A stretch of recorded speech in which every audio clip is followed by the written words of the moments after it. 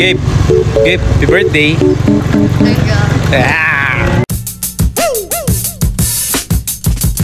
So, ayun na nga mga tol, magandang araw po sa atin lahat. Today is June 1, 2024. Bali, birthday nga pala ng panganay na anak ko mga tol. Mamamasyal lang nga pala kami dito sa may mall na malapit sa amin. Matagal na siya nagre-request na pumunta doon sa may playhouse na gustong gusto niya puntahan. Bali, maaga nga kami gumising para mauna kami doon sa pupuntahan namin playhouse. Usually kasi mga tol, pag weekend sobrang daming tao dito sa pupuntahan namin playhouse. Nung nakaraang punta namin dito sa may Robinsons Metro East mga tol, sobrang daming tao. O kaya sabi namin sa kanya na next time na lang sa birthday man lang tayo pumunta. Akala ko nga hindi niya na maaalala eh.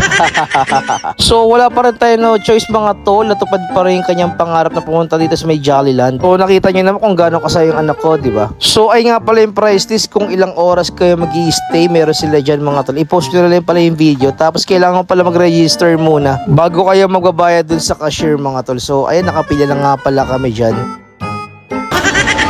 Paano yung happy? Nagpo-posing pa, akala nila picture eh. So pag pupunta nga pala kayo dito mga tol, kailangan nyo magdala ng medyas para makatipid kayo. Kasi pag wala kayo medyas mga tol, bibili pa kayo sa may cashier. So ayan, pumasok nga pala kami sa loob ng playhouse mga tol. Inuna nga pala nila yung trampoline. Ayan si Gabi, tingnan mo, nang saya-saya. Oh! Meron nga pala limit ng kilo o yung timbang ng mga tao na pwedeng tumalon dito sa trampoline mga tol. Talagang pambata lang, hindi pwede tumalon yung mga bantay.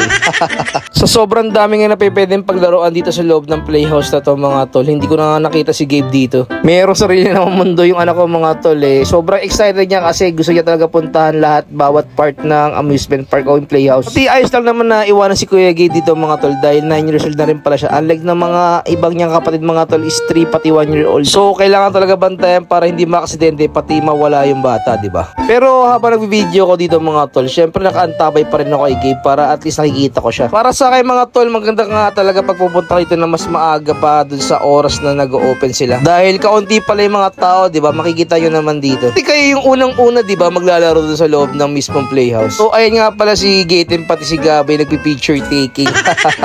Kapag nakikita ko si Gaten na kinukulit yung kapatid yung mga tol, iniisip ko lang nilalambing niya. Tingnan mo, ang cute nila, di ba? Ayun nga pala si Gabi mga tol, hinayaan ko na rin pala siya maglakad-lakad para masana yung mga binti niya. Ang kulit na niya, hindi mo na alam kung saan pupunta. Mamaya wala na sa paningin mo yan.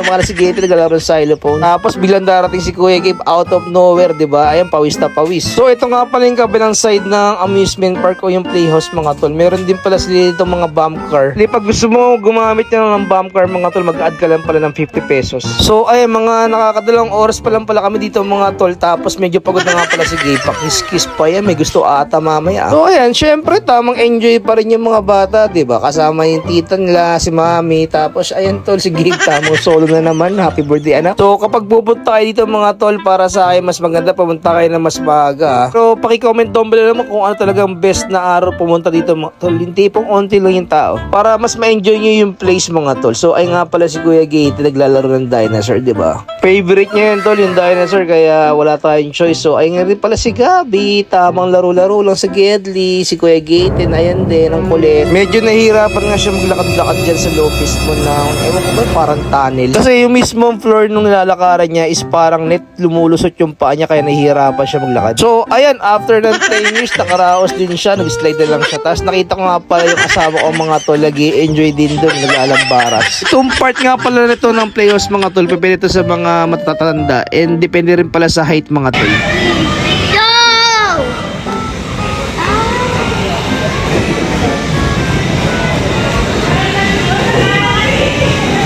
So kami naman dalawang bonding time dito ni Gabi mga tol. Ayan, nag-i-slide na siya, diba? Tapos naglalaro rin pala siya ng mga Lego. Ang nakakatuwa lang mga tol, ang bilis din pala ng panahon. Tingnan mo dati, baby lang ito. Tapos baby pa rin naman pero naglalakad na, diba? Tapos sobrang kulit na rin pala kaya ang saya. So para naging family bonding na rin namin to mga tol. So ayan, naglalaro rin pala kami ni Gabi. Nagtatago-tagoan kami. Tapos ginugulat ko siya sa kabilang side. Ang sarap din sa pakiramdam mga tol pag syempre naglalaro kayo ng mga anak mo, diba? So tapos si mami pa si Gate na naman nagbabanding mga tol. Ayan, dinikit nga sa pader. Alam yung babagsak niya nga pala mga tol is trampoline, kaya ayos lang din naman tumalon yung bata. So ayan, malapit na nga pala kami lumabas ng playhouse mga tol dahil nauuhaw na pala yung mga bata. Bibili nga pala muna kami ng tubig. Nga pala mga biscuit para meron makain yung mga bata. Pwede pala kayo lumabas mga tol pag in-avail nyo yung unlimited na oras. Pero within the day lang yun mga tol ha. So ayan mga tol, bumibili pala sila ng mga laruan. Hindi mo? Hindi pala eh. So habang bumibili nga pala sila ng mga laruan mga tol, dumating na rin pala si Tito Kev pati si Tita Dana. Tapos ay nga pala napili lang laruan mga tol. Nerf gun na naman. Naku po, may laruan na naman ng daddy. Kung papansin yung mga tol, medyo malungkot yung asawa ko. Nagugutom lang yun. Tapos dumating na rin pala si mama pati si papa pati yung mga kapatid ng asawa ko. Ayan mga tol, kakain na rin pala kami dyan. Hindi ko na nga pala na video yung pagkain naman mga tol. Sobrang gutom namin. After nga pala namin kumain mga tol, nagpahinga lang pala kami ng mga ilang minuto. Tapos bumalik ulit kami sa loob ng Jollyland. Sobrang dami ng mga tao pati mga bata mga tol. Makikita nyo naman diba? Yung pagbalik nga namin mga tol, para nag-uubos na lang kami ng powers ni Gaten dahil medyo pagod na sila ng kuya niya eh. So ay mga tol, hindi ko na naman alam paano tatapusin tong video na to. Bago nga pala matapos yung video natin mga tol, meron pala tayong picture taking with the family, diba? Part nga pala to mga tol, nalulungkot naman si Kuya Gabe. Tapos meron pang paiyak-iyak yan dahil tapos na naman tol yung araw ng birthday niya. Tapos ayun, nyara!